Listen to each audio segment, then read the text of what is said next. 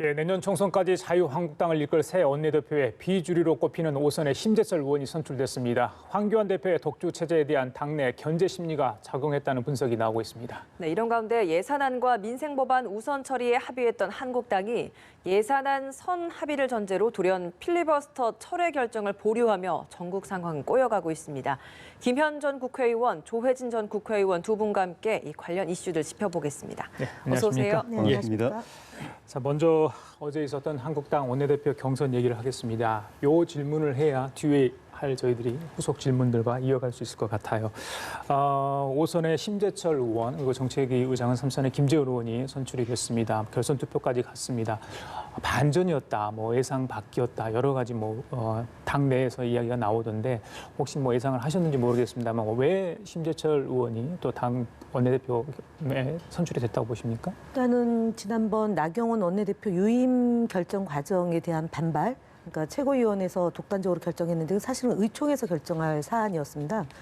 두 번째로는 그것이 이제 황교안 대표의 독주가 예상되기 때문에 수도권에 있는 초재선 중진 의원들이 좀 위기감을 가졌던 것 아니겠나 싶고요. 그다음에 이제 김재원 의원하고 파트너를 잘 조성한 것 같습니다. 예결위 위원장이기 때문에 아무래도 막판에 예산이 지역구 예산하고 결합이 되기 때문에 김재원 의원에 대한 이제 정책 의장에 대한 소구력이 있었다라고 보고요. 그리고 지금 전반적으로 지나치게 좀 극우 보수로 가는 흐름에 대해서 조금 제동을 걸 필요가 있다라는 이제 수도권 의원들의 표심이 좀 작동한 것 아닌가 싶습니다. 김선동 의원의 경우는 재선이고요. 예. 이제 심재철 의원은 이제 중진 의원이다 보니 아무래도 좀 이렇게 중진 의원들이 50% 국회의원을 좀 물갈이하겠다라는 황교안 대표의 결정에 대해서 좀 반발하는 심리가 좀 작동하지 않았나 이렇게 봅니다. 예. 예. 조 의원님 어떻게 보셨습니까? 저기 심재철 의원하고 인연 있으신가요? 같이 의정 활동을 해보셨죠? 예. 그리고 이제 개파도 친이명밖에 같이 했고 제가 소속했던 그 함께 내일로라는 그 모임에 이제 좌장도 하셨고 개인적으로는 지난번에 제가 한국당에서 공개 오디션으로 이제 조직위원장 임명돼서 예. 제일 먼저 축하 전화를 해오신 선배이기도 하시고 그래서 반갑기도 하고 그랬는데 지금 한국당은 앞에 난제가 첩첩이 쌓여 있습니다. 지금 바로 이제 계류돼 있는 이 패스트트랙법 이걸 어떻게 처리하느냐, 그냥 뚫리느냐, 아니면 이거 가지고 또 여권하고 또 이제 정면 충돌하느냐 이 여부에 따라서 또 당이 굉장한 혼란에 이제 빠질 수가 있고, 그 다음에 현역 의원들의 한 60명 가량이 선진화법 때문에 검찰 수사 대상에 올라가 있고, 그리고 내년 총선을 이기려면은 보수 대통합도 해야 되고 인적 쇄신도 해야 되는데 이거 하나하나가 굉장히 어렵고 그 과정에서 굉장한 파열음이 날 수도 있고, 그런 데 대한 위기감이 이 초재선 중진할 것 없이 다 이제 공유가 돼 있는데 황교안 대표는 어쨌든 이제 정치 경험이 많지 않은 데다가 이번에 새로 인사를 한 주요 당직들도 거의 이제 경험이 좀 부족한 초재선들로 돼 있기 때문에 이 난국을 헤쳐갈 수 있을 것인가에 대한 우려가 다 있는 상황이었기 때문에 이런 상황에서는 경륜도 있고 경력도 있고 투쟁력도 있고 국회도 잘 알고 여당도 잘 아는 그런 사람이 원내사령탑을 맡아가지고 한 축을 이렇게 잡고 가야 된다라는 게 표심에 영향을 많이 준 것 같고, 또 3선 이상 중진들의 경우에는 지금 체제로부터 물갈이 대상으로 규정이 돼가지고 굉장히 좀 어려운 상황이기 때문에 심재철 대표를 중심으로 해서 이제 표가 뭉쳐진 그런 효과가 심 대표 조의 당선 영향을 준 것 같습니다. 앞서서 김현 의원님께서는 김재원 정책위 의장 러닝메이트도 한 몫을 한 것 같다라고 이야기를 했는데 이 부분은 어떻게 보십니까? 저는 이렇게 러닝메이트 조합을 어떻게 하려고 해도 하기 힘든데 너무나 대조적이에요. 지역적으로도 심 대표는 호남, 김 의장은 영남, 그리고 심 대표는 친이, 좀 전에 말씀드린 것처럼 김 의장은 박근혜 대통령 정무수석까지 지낸 친박이고, 지금은 또 심 대표는 비황, 또 김 의장은 또 친황. 과거의 경력을 보면은 심 대표는 민주화 투쟁 학생운동권 출신, 또 이쪽은 행정부 관료에다가 나중에 이제 사법부 검사 출신이고, 그리고 이제 성향적으로 보더라도 심 대표는 투쟁형인데 이 김 의장은 협상 전략형이고 이렇게 딱 조합이 됐는데 저는 그 발표를 보고 심 대표 후보가 예. 김재원 의장 후보를 잡았다는 거에 대해서 놀랐어요. 대단하다는 생각이 들었고 결과론적일 수도 있지만은 이 조합에서 승기가 또는 이제 그 선점 또는 기선제압 이런 게 어느 정도 됐다는 서로 생각이 다른 들고 스타일이 당 운영에 도움이 될 거라 이렇게 보시는 예, 각자 가진 표가 다르기 때문에 이 중첩이 별로 안 되는 표이기 때문에 순정이 된 거죠.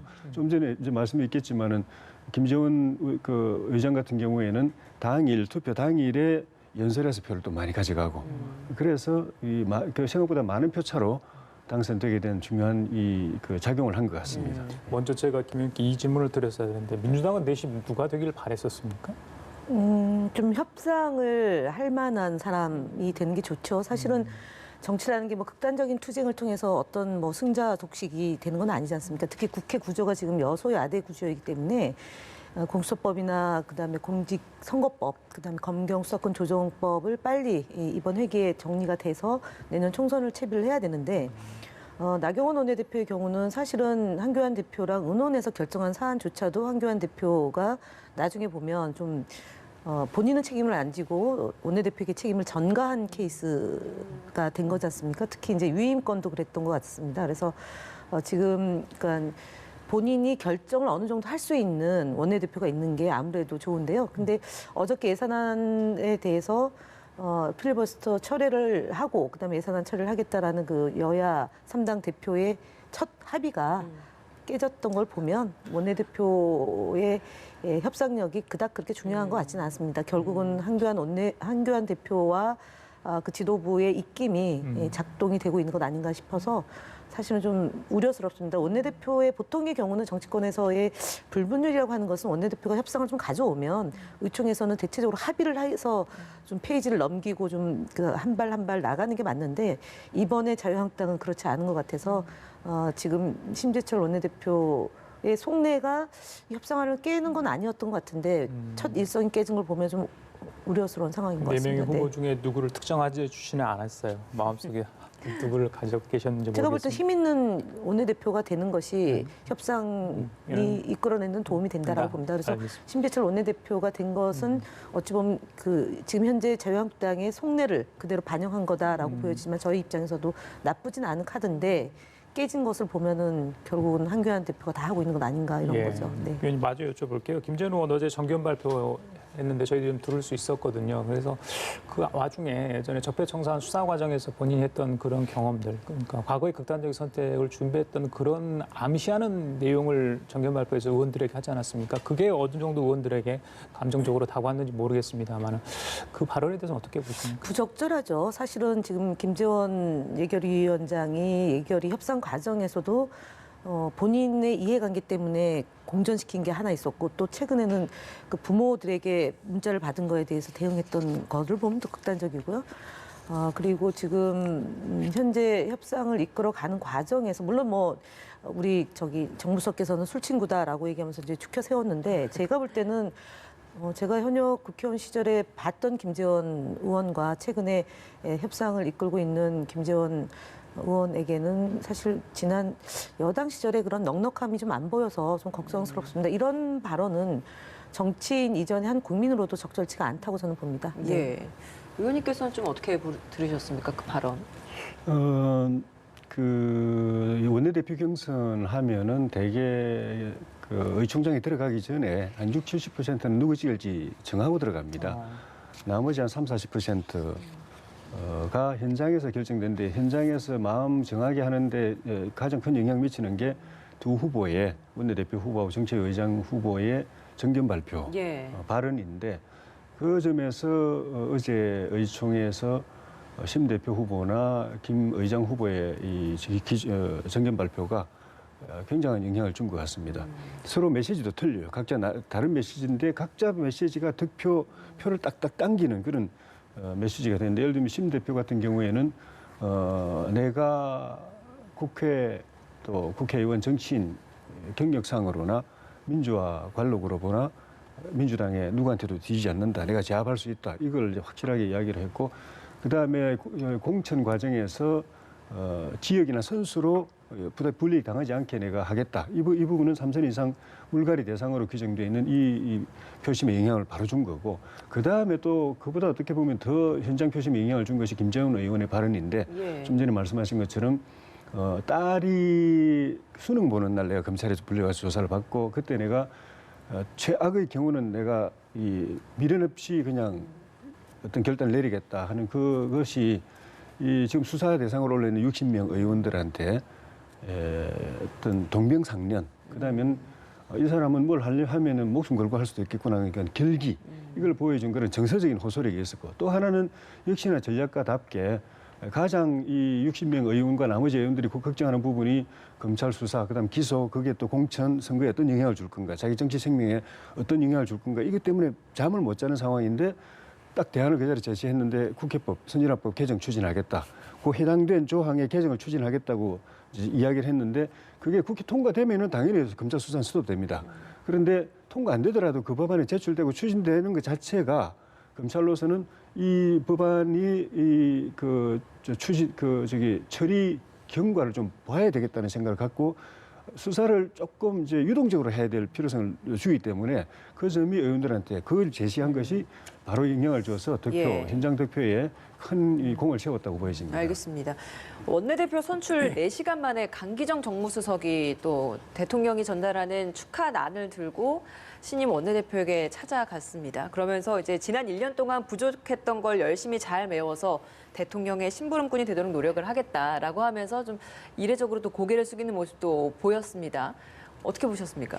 일단은 처음이지 않습니까? 이제 첫 일정이고 또 원내대표 되신 분을 축하하러 가는 자리니까 당연히 이제 덕담이 우선 되는데, 고향에 예. 갔고 광주, 그다음에 이제 지난번에 한번 그 국회에서 강기정 수석이 조금 난감한 위치에 있을 때 예. 예결위원장을 저녁 때 만나서 대화로 풀었던 걸 같은 시기에 국회의원을 했다는 게 굉장히 좀 소구력은 있는 것 같습니다. 그래서 어쨌든 강기정 수석이 야당과의 그 채널로서 신배철 의원하고 김재원 의원하고 잘 협상을 해서 처리가 된 게 제일 좋은 거죠. 대통령께서도 아마 여야정 정치인을 만나서 대표들 만나가지고 협력하는 것이 중요하다라고 말씀하셨는데, 그 직후에 이제 한교안 대표가 장외로 나가면서 또 잘 안 되고, 또 여야 대표들이 만나서 정치 협의체를 구성해서 협상을 좀 잘 하자라는 것도 이해찬 대표의 의중이시고요. 그다음에 협상을 통해서 협의를 하자라는 것은 일관된 저희 당의 입장입니다. 그래서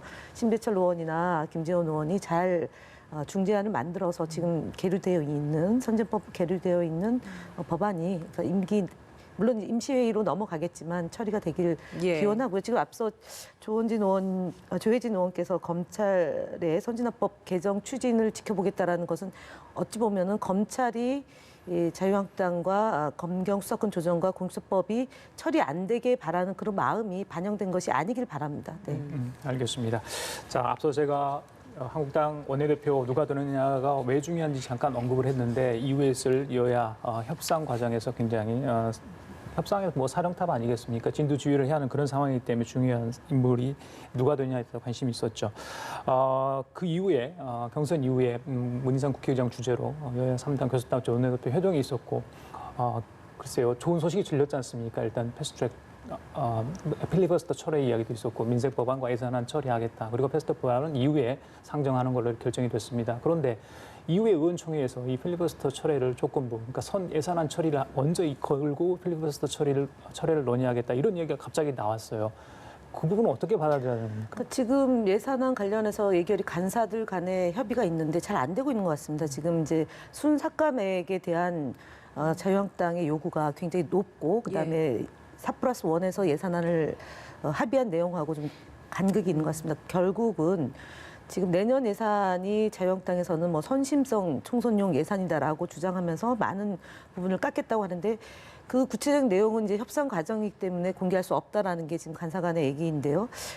제가 볼 때는 청년 일자리 비용이거나 아니면 군 장병의 임금 인상분이거나 아니면은 그러니까 그 어르신들에게 그 연금이 조금 올라가는 부분에 대해서 혹시 건드리는 것이 아니길 아니길 소망해 보는데요. 가장 중요한 것은 저희 이 예산안은 어쨌든 내년에 경기가 별로 좋지 않기 때문에 확장 예산을 통해서 경기를 좀 부양하겠다라는 국가 정책과 맞물려 있는 겁니다.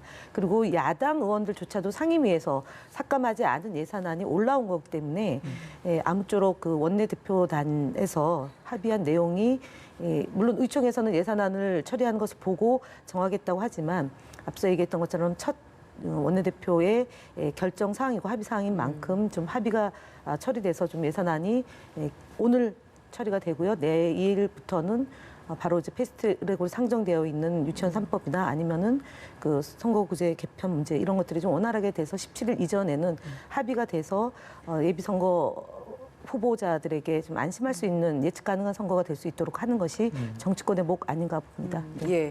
취임 후에 가장 먼저 여야 교섭단체 원내대표 간의 회동에서 만들어냈던 합의안을 오후 이제 의총에서 의원들의 반발로 이제 다시 좀 한 발 물러서는 조건을 다는 상황으로 좀 바뀌었습니다. 필리버스터가 이제 예산안에 대한 처리를 한 후에 결정을 하겠다라는 상황이 됐는데 앞서서 김현 의원님께서는 이 부분에 있어서 좀 황교안 대표의 힘이 좀 너무 많이 작용을 하는 부분에 있어서의 아쉬움을 좀 표해 주셨거든요. 좀 어떻게 보고 계십니까? 근데 그 여야 원내대표 간에 어떤 의사소통에 미스가 있었는지 모르겠지만은 심재철 원내대표단의 뜻이 한국당을 배제해 놓은 상태에서 4+1 협의체에서 만든 그 예산안을 그대로 통과시켜주겠다는 뜻은 저는 아니었다고 봅니다. 그거에 합의했다는 건 아니고 예. 한국당하고 다시 추가로 중단된 한국당이 사실 중요 파트너인데 배제된 상황에서 반영되지 못했던 한국당의 예산안을 가지고 그걸 반영하는 협의를 하고서 그 안을 이제 처리해주겠다라는 의미였기 때문에 예. 그게 약간 오해가 있어서 바로 수정했다고 저는 보여집니다. 번복했다기보다도 당연한 거고요. 그거는. 그렇게 되면은 원만하게 처리될 수 있을 것 같고 한국당에서 순삭감액을 6조를 요구를 했다고 이제 보도를 봤는데 현실적으로 그 정도는 좀 쉽지 않을 것 같고 조금 그보다 좀 낮은 수준에서 합의가 되면 가능할 것 같고 한국당과 협의하다가 보류된 그 한국당 안이 제대로 반영되느냐가 중요한 것 같고 예. 4+1에서 합의를 했다 하더라도 한국당 안을 반영할 여지는 저는 있다고 보여집니다. 그렇게 되면은 오늘 처리할 수도 있을 것 같고 물리적으로 이제 시간이 너무 만약에 뭐 합의 기본적으로 정신은 합의 정신인데 개수 조정하다가 이게 시간이 오버된다면은 그거는 뭐 하루 이틀 차이기 때문에 어차피 법정 시한을 넘긴 상황이기 때문에 여당도 뭐 오늘 정기국회 말에 하느냐 내일 임시국회 뭐 초에 하느냐 그 크게 고집하지 않을 거라고 생각이 들고 그 합의가 제대로 되면은 그 다음에 기다리고 있는 패스트트랙 법안도 합의 정신을 살려서 할 수 있고 그렇지 않고 한쪽에서 밀어붙이면은 그 한국당 입장에서 볼 때는 이 예산안은 필리버스터는 못하지만은 수정안을 계속 내면은 이것도 막을 수 있는 부분이기 때문에 예. 협상 쪽으로 가지 않을까 싶고 좀 전에 이제 여담을 하나 말씀드리면은 그 강기정 수석이 4시간 만에 이제 꽃다발 들고 왔다고 하는 이야기 듣고 저는 지금 이제 국회가 얼마 안 남아서 그런 측면도 있지만은 워낙 반가워서 그런 것도 아닌가 하는 그런 생각이 들어요. 저 심 대표하고 김재원 수석 당선되는 걸 보고서 강기정 수석은 내가 이제 역할할 수 있는 공간이 생겼다 그런 생각이 들 것 같아요. 예. 지금 들어온 소식들이 몇 가지 있어 좀 전해드리겠습니다. 더불어민주당이 자유한국당을 제외한 4+1 협의체가 있었죠. 마련한 예산안 수정안을 오늘 오후 2시 국회 본회의에 올려 처리하기로 했다고 합니다. 한국당을 이제 배제하고 이렇게 가겠다는 뜻을 밝힌 것 같고요. 지금 국회 본회의장에는 민주당 의원들만 들어와서 지금 앉아있다 이런 소식이 전해지고 있습니다. 자, 이렇게 되면 어떻게 앞으로 지금 상황이 전개될까요? 좀 더 확인을 할 필요가 있을 것 같은데 한국당하고 협상 자체를 안 하겠다는 것인지 일단 올려놓고 협상을 진행하다가 경과를 보고서 최종 결정을 하겠다는 것인지 그거는 이제 좀 확인이 필요하겠습니다만은 예. 가급적이면은 한국당하고 협상의 여지가 저는 있다고 보기 때문에 이거보다도 더 첨예하게 대립하는 패스트트랙 법안도 기다리고 있는 상황에서 예산은 사실 뭐 513조 큰 틀에서 몇 조 왔다 갔다 하는 정도이기 때문에 큰 규모에서 차이가 없어서 이 정도는 큰 차이가 아닙니까? 예. 예전에 비하면? 예. 어떻습니까? 그러니까 지금 1조 2천억 원하고 6조 원 이렇게 좀 차이가 있잖아요. 삭감 액수. 근데 제가 볼 때는 협상을 하다 보면은 6조 원을 순삭감한다는 건 현실적으로 쉽지 않기 때문에 일단 최고치를 내세웠다고 저는 보기 때문에 그 삭감 규모에 있어서는 조정이 가능하지 않을까 싶고 개별 항목에 있어서 한국당이 그동안에 주장했던 협상 과정에서 제시했던 그 항목별 예산안을 어떻게 이제 반영하느냐 그게 오히려 관건인 것 같아요. 순삭감액을 어느 정도 규모로 이제 정하느냐 하는 것보다도 그거는 저는 여지가 있다고 보여지고 만약에 민주당이 한국당과의 협상 또는 한국당이 제시한 예산 개별 항목별 예산 항목과 금액을 이제 반영하는 걸 완전 배제하고 4+1 협의체 이건 사실 뭐 소소위보다도 더 불법성이 크다고 보여지는 그런 이 협의체에서 한 걸 가지고 일방적으로 처리하겠다고 하면 한국당 입장에서는 만약에 이걸 처리 못한 하지 않기로 방침을 정하면 방법이 없는 것도 아니기 때문에 예. 민주당이 결정했다고 해서 일방 처리될 수 있는 것도 아니어서 민주당도 조금 고민하지 않을까 싶습니다. 예. 그리고 가급적이면은 그 큰 규모에 있어서 차이가 없다고 생각한다면은 한국당의 의견 예산안을 최대한 반영해서 합의 처리하도록 해야 그다음 기다리고 있는 패스트트랙 법안도 협상이 가능하지 안 그러면은 나머지는 더 의견차가 크기 때문에 강대강 충돌로 갈 수밖에 없어서 알겠습니다. 지금 예. 더불어민주당의 그 단안이 아니고요. 지금 4+1이라고 얘기하는 거는 국회법 95조 1항에 따르면 예산안 수정안은 그 권한이 교섭단체가 아니라 국회의원 50명이 에게 있습니다. 그렇기 때문에 4+1이 불법이 아닙니다. 그래서 지금 자유한국당이 계속적으로 목리를 부리고 시간 끌기 하면서 자신들이 관철시키고자 하는 것을 그러니까 초유의 이 권한 행사를 하고 있다는 점을 말씀을 드리겠습니다. 특히 어저께 저희가 원내대표나 당대표께서 약속을 이행하고 원상을 회복해야 된다라고 얘기했습니다. 그러면은 협상할 의지가 있다는 것을 분명히 밝혔습니다. 그래서 어떻게 국회의장과 여야 3당의 원내대표가 합의한 내용입니다. 필리버스터를 철회하고 그다음에 예산안을 먼저 상정하면 본회의에서 이번 정기국회에서는 선진화법에 상정되어 있는 법안을 상정하지 않겠다라고 약속을 해서 의총이 열린 건데 그마저도 예산안이 처리되는 걸 보고하겠다는 얘기는 6조 원 중에 소위 그 내년 총선과 연관되어 있다고 더 씌워서 지금 협상을 진척을 못 시키고 있다라는 예. 점입니다. 그래서 오후 2시에 최종 가이드라인을 제시했다라고 보고요. 더 이상 자유한국당에 끌려다니는 여야가 되면 안 된다라고 저는 봅니다. 충분히 이 자유한국당의 의사를 반영해서 지금 여기까지 왔기 때문에 오후 2시에 상정하겠다고 하는 것이 단순히 자유한국당을 배제시키겠다는 것이 아니라 약속을 이행하지 않은 정치인에 대해서는 더 이상 기대하지 않겠다라는 의사 표시다라는 점을 말씀드리겠습니다. 예. 근데 이게 법적으로 규정되어 있는 예산 처리 절차는 국회의 예산결산위원회 그리고 거기에 있는 전체 회의 그리고 거기서 구성한 예산안 등 조정소위, 예산소위 옛날에는 이제 개수조정소위라고 그랬는데 예산소위 이 두 개밖에 없습니다. 그 이전에도 소소위라는 거는 법에 없는 것이었는데 예결위 차원에서 그게 이제 양해가 되거나 아니면 뭐 교수단체끼리 합의가 됐기 때문에 정치적 합의상을 존중한다는 차원에서 했을 뿐이지 실정법상으로는 다 불법이라고 지난번에도 다 이야기했는데 4+1 이거는 더구나 더 불법성이 강한 겁니다. 예결위 절차 과정에서도 이건 협의된 적 없고 예. 교단체끼리 합의된 적도 없는 것이기 때문에 또 제1야당 완전히 배제한 것이기 때문에 이 협의체에서 예산안을 만들어 가지고 본회의 상정해서 통과시킬 경우에는 위법 논란이 계속 있을 것이거니와 굉장히 나쁜 불법을 사실상 관행화하는 그런 선례를 만드는 것이기 때문에 만약에 정권이 바뀌게 된다면은 민주당이 100년, 200년 영구 집권한다면 모르겠지만 정권이 바뀌게 된다고 한다면은 민주당이 예산안 심의에 참여할 수 없는 원천 봉쇄되는 배제되는 그런 선례를 만들기 때문에 그거는 민주당도 굉장히 부담이 클 겁니다. 제가 한마디만 더 드리겠습니다. 선진화법이라는 법이 만들어지고 나서의 상황입니다. 2016년도 3월 달에 이제 선진화법이 처리가 됐지 않습니까? 그러면은 12월 2일까지 정기국회 안에 예산안은 상정돼야 되고요. 만약에 그렇지 않을 경우 정부 원안대로 처리가 되는 것입니다. 그렇죠. 그것이 법에 규정되어 있습니다. 지금 말씀하신 불법이라고 얘기하는 것은 선진화법 이전 상황을 얘기하시는 것 같습니다. 그러니까 예. 이런 경우에는 여야가 정합의가 안 되면 원안대로 처리하라는 원안을 놓고 가부간에 처리하라는 게 법의 정신이거든요. 그 예산안 수정안을 그런데 원안을 마련할 수 있습니다. 올려놓고 그리고요. 다른 불법 단체를 협의체를 만들어 가지고 다른 안을 올려가지고 원안을 배제하고 그걸 알겠습니다. 처리한다는 건 예. 그건 불법인 거죠. 예, 제가 이 질문도 좀 드려보도록 하겠습니다. 어제 교섭단체 원내대표 간에 합의한 내용 중에 하나가 예산안을 먼저 처리하는 것도 있었습니다만 예산안을 먼저 처리를 하고 그 후에 이제 패스트트랙 법안을 처리하게 되는 상황이 된 거잖아요. 그렇게 되면 지금 이렇게 한국당을 배제한 상황에서 예산안을 처리하게 된다면 이 패스트트랙 처리 과정에서도 또 난항이 생기지 않겠습니까? 이건 어떻습니까? 그러니까 지금 중요한 것은 그러니까 약속을 이행하는 것 아니겠습니까? 약속을 했으면 이행을 해야 되는데 자유한국당은 약속하고 나서 이행을 안 하기 때문에 나머지 정당과의 약속이 또 깨지는 상황이 발생하고 있습니다. 지금 공수처법과 그러니까 공직선거법은 이미 상정이 되어 있는 거죠. 11월 27일 날 상정이 됐고 그다음에 2일 날 상정이 된 거잖아요. 근데 자유한국당이 원내대표를 선출하는 데까지 시간을 달라고 해서 그때까지 기다려온 거고요.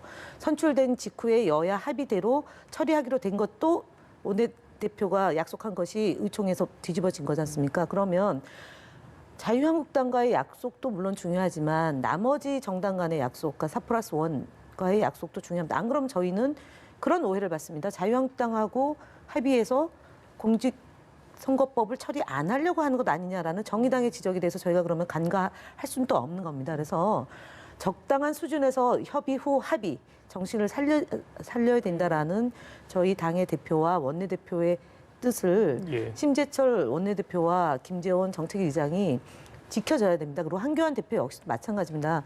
유아독존으로 가서는 정치는 복원될 수가 없습니다. 지금 알겠습니다. 중요한 것은 예. 합의된 내용이 존중돼야 된다고 봅니다. 네, 오늘 정기국회 마지막 날인데 또 시간과의 싸움이 됐습니다. 다른 주제 한두 가지만 더 얘기 나누고 마치도록 할까요? 황운하 대전지방경찰청장, 지금 경찰청장입니다. 치안감이죠. 김기현 전 울산시장 하명수사 의혹 관련해서 어떻게 보면 중심에 있는 인물이다 하겠죠. 총선 출마 의지를 밝혔는데 명예퇴직이 받아들이지 않는 상황이고 그냥 현직에 있는 겁니다. 북 콘서트를 했습니다. 그걸 두고 정치적 행보고 선거법 위반 아닌가 이런 이야기도 나옵니다.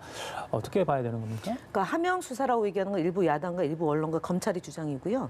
검찰의 그 직권을 제대로 하지 않은 검찰이 무마한 외압 수사다라는 점도 있습니다. 그리고 북콘서트를 했다고 하고 현재 그 진행될 때 선관위가 나왔으니까 선관위 판단이 우선해야 될 거라고 저는 봅니다. 정치인이 북콘서트를 할 수 있다 내지는 현직 공직자가 북콘서트를 할 수 없다라는 것은 제가 볼 때는 선관위 유권에서 있을 텐데요. 예. 충분히 법적인 검토를 끝내고 하지 않았겠나 싶습니다. 네. 예, 조 의원님 어떻게 봐야 되는 겁니까? 공무원도 출판 기념회는 할 수 있습니다. 그런데 문제는 이분이 아직 사직을 안 한 현직 대전경찰청장인데 현직 공무원인데 출마를 선언을 한 겁니다. 그리고 또 민주당 쪽 출마 그 의사를 이제 내비친 상황에서 출판 기념회 북콘서트는 이거는 사전 선거 운동이 가능성이 굉장히 높습니다. 그뿐만 아니라 이 일이 이제 불거지면서 계속 나오고 있는 게 대전청장으로 와 있으면서 계속 그 이전의 청장들이 이 지역 주민들에게 준 감사장의 몇 배에 해당하는 감사장을 거의 남발하다시피 했던 이런 것들은 요 20대 국회에서 그 누구라고 말씀은 안 드리겠지만은 현직 그 지방청장으로 있으면서 이런 유사한 행동을 해가지고 결국은 나중에 당선되고 난 뒤에 의원직이 상실됐습니다. 사전선거운동 또 공무원 정치 중립 위반 이런 걸로 해가지고 그래서 네. 이거는 굉장히 위법성이 강하고 한국당도 아마 고발 조치하지 않을까 싶은데 이것도 문제지만은 본인이 지금 그 울산시장 김기현 시장 불법 하명 수사의 주범이라고 해야 될 상황인데 그걸로 수사 대상이 됐습니다. 곧 이제 검찰에 가서 조사를 받아야 될 상황인데 계속 이렇게 정치적 발언을 하고 정치 편향된 발언을 함으로써 결과적으로는 저는 개인이 민주당 공천받는 데는 이런 행보가 도움이 될지 모르겠지만은 자기가 속한 조직에는 큰 상처를 입히고 있다고 봅니다. 이분이 그래도 평가를 받았던 게 자기가 몸담은 경찰의 수사권 독립을 위해서 일평생 헌신했다. 이거 하나 때문에 그래도 평가를 받았는데 지금 하고 있는 행동들은 일반 국민들이 볼 때는 경찰이란 건 굉장히 정치적인 집단이구나. 현직 청장조차도 저렇게 대놓고 특정 정당에다가 줄 서고 특정 정당에 코드 맞춰가지고 저렇게 이야기할 정도면은 경찰이란 거는 진짜 그 정권의 하수인이구나. 이런 인상을 강하게 주기 때문에 본인이 주장했던 경찰의 수사권 독립, 수사권 주면 안 되겠다는 여론을 더 확산시키는 결과를 지금 행동을 하고 있기 때문에 본인이 그동안에 주장해왔던 것하고도 위배되고 곧 본인이 떠나고자 하는 이 조직에 큰 저는 상처를 입히는 행동을 지금 하고 있죠. 저는 한마디만 말씀을 드리는데요. 예. 지금 하명 수사, 검찰 수사 이렇게 얘기하는데 검찰 수사가 능사는 아니다. 검경 수사권 조정을 주장한 황운하 청장에 대한 정치 보복 내지는 경찰의 정치 행위, 이 선택적 수사, 선택적 그 정의 이것이 검찰에 의한 네. 그걸 말씀드리고요. 실제로 가장 정치적 행위를 한 것은 김용판 서울경찰청장이었습니다. 국정원 여직원 감금 사건이라고 미명하에 국기문란 사건 때 김용판 경찰청장이 어찌했는지를 들여다보면 그때 경찰청장은 이미 경찰을 정치적으로 악용했다라는 점을 말씀을 드리겠습니다. 예, 네. 알겠습니다. 유재수 전 부산시 경제부시장 감찰 무마 의혹과 관련해서도 검찰이 관련자들을 꽤 많이 이제 소환 조사를 했습니다. 특히 텔레그램에서 서로 대화를 나눴다고 하는 그 3인방에 대한 소환 조사도 다 마무리를 했는데 그 과정에서 이제 또 백원우 전 민정비서관 그리고 박형철 비서관에 대한 소환 조사도 있었는데 여기에서 조국 전 장관의 지시가 있었다, 뭐 결정이 있었다라는 취지의 발언이 나왔다라는 겁니다. 이 부분 어떻게 피의 보십니까? 사실 공표에 해당합니다. 지금 검찰이 또다시 그 자기 버릇을 못 버리고 그런 행위를 정치 행위를 하고 있다는 점 말씀드리고 총선에 4개월밖에 안 남아 있습니다. 청와대가 무슨 큰 잘못을 한 것이냐 매일같이 이렇게 생중계하듯이 보도하게끔 하는 검찰의 행위에 대해서 규탄한다는 점 말씀드리고요. 청와대가 감찰을 한 겁니다. 거기에 따르는 행위를 한 겁니다. 이걸 두고 검찰이 선진화법으로 위반되어 있는 자유한국당 의원들에 대해서는 신속 수사 안 하고 있습니다. 강제 수사 안 하고 있습니다. 청와대에만 유독히 칼날을 들이대고 있습니다. 검찰의 이런 행위가 근절돼야 된다는 것이 국민들의 요구입니다. 그래서 검찰개혁, 언론개혁, 적폐청산 이 과제가 남아있는데요. 검찰의 이 행위에 대해서는 제가 볼 때는 저희가 살아있는 권력이기 때문에 응당이 당하는 거다라는 점에 대해서는 수긍하지만 도를 넘어선 검찰의 선택적 수사, 선택적 정의 이 부분에 대해서는 아마 곧 그 응징의 대상이 검찰이 될 것이다라고 말씀드리겠습니다. 조 의원님께서는 검찰이 지금 권력의 눈치를 보지 않고 수사를 하고 있다고 생각하십니까? 예. 그렇게 오히려 청와대나 정부 여당에서 굉장히 위기감을 느낄 정도로 정권 초기에는 적폐 수사에 총대를 맸었던 검찰이 후반기에는 지금 이제 후반기에 원래 권력형 비리들이 이제 쏟아 나올 시기인데 검찰이 끝까지 정권 눈치를 본다면 그걸 덮으려고 하겠죠. 그렇지 않고 원래 사건이 있고 혐의가 있고 증거가 나오면 수사한다는 이 원래 원칙대로 한다면은 사실 정권 초기에는 지난 정권의 적폐를 수사할 일이 이제 많아지는 것이고 중간 후반기 넘어가면 현 정권의 그동안에 이제 권력형 비리들이 이제 쏟아 나온 시기이기 때문에 그걸 수사하는 게 정상적인 거죠. 근데 좀 전에 말씀했었지만은 조국 수석이 이 상황에서는 이제 앞으로 이제 고민이 될 것 같아요. 곧 이제 검찰 소환 조사를 받는데 그 전에 두 차례 조사받을 때는 혐의에 대해서 부인인 정경심 교수가 다 자기 책임이고 본 남편인 조국 장관은 관계 없다고 했기 때문에 묵비권을 행사해도 그냥 그냥 넘어갈 수 있었는데 지금 소환 받고 있는 이 혐의는 이미 조사를 받은 백원우 비서관이나 민정비서관이나 박형철 반부패 비서관이나 또 이인걸 특감 반장 또 수사 특감 반원들 일치되게 이거는 원래 조국 당시 민정수석이 엄격하게 감찰하라고 해서 감찰하다가 중간에 조 수석이 주변에 여러 군데서 너무 전화가 많이 온다. 여기서 그냥 덮자라고 해서 덮었다라고 똑같이 진술하고 있기 때문에 그러니까 조국 당시 민정수석의 결정으로 이 일이 이루어졌다. 감찰 무마가 이루어졌다. 그렇게 덮어졌다라고 진술이 다 돼 있는 상황이기 때문에 이번에 나가가지고 만약에 또 묵비권을 행사하면은 그 책임이 본인에게 있다는 걸 이제 확정하는 결과가 되기 때문에 만약에 그걸 벗어나려고 하면 나도 어떤 윗선의 지시가 있어서 내가 할 수밖에 없었다는 걸 이야기하지 않으면은 본인이 이제 책임을 져야 되는 상황이어서 어떻게 할는지 고민하지 않을까 싶습니다. 제가 한마디만 드리겠는데요. 예, 소설의 소설을 거듭하면 그것이 진실로 되는 것이라고 보여지지만 진실은 있습니다. 감찰을 한 것이고요. 본인이 응하지 않았기 때문에 중단된 겁니다. 예, 네. 알겠습니다. 진실은 있죠. 네. 예, 지금까지 김현 전 국회의원, 조혜진 전 국회의원 두 분과 함께했습니다. 말씀 잘 들었습니다. 맞습니다. 예, 고맙습니다.